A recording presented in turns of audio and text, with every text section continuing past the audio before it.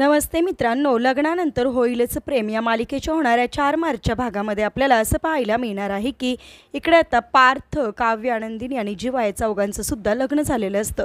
दोन्ही जोड्यांचा गृहप्रवेश झालेला असतो आणि त्यानंतरच्या विधी आता सुरुवात झालेल्या असतात. सगळे खेळ खेळायला सुरुवात झालेली असते.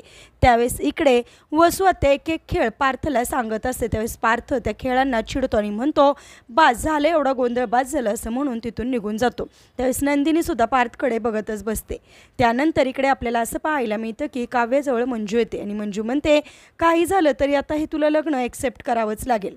त्यावेळेस इकडे लगेचच इकडे काव्य चिडते आणि म्हणते, काय सारखं ॲक्सेप्ट करा, काही झालं तरीसुद्धा मी हे लग्न ॲक्सेप्ट करणार नाही असं म्हणून मंजूवर चिडते.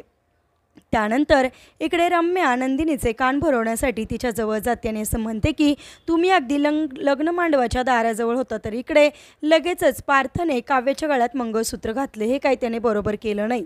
त्यानंतर रम्या एवढ्यातच थांबत नाही, तर पार्थच्या जवळ जाते आणि म्हणते, असं लग्न मांडवातून कोणी पळून जातं का? थोडीसुद्धा तिला कदर वाटली नाही का तुझी? एवढ्या हँडसम मुलाला कशी काय सोडून गेली ती? असं म्हणून ती पार्थचे कान भरवते आणि पार्थसुद्धा रडायला लागतो. आता सगळं काही असं घडत असताना नंदिनी कशा प्रकारे या सगळ्यातून मार्ग काढणार हे पाहणेसुद्धा इंटरेस्टिंग आहे. असेच मालिकेच्या पुढील अपडेटसाठी तुम्ही आपल्या रंजक मराठी चॅनलला नक्की सबस्क्राईब करा. थँक्यू.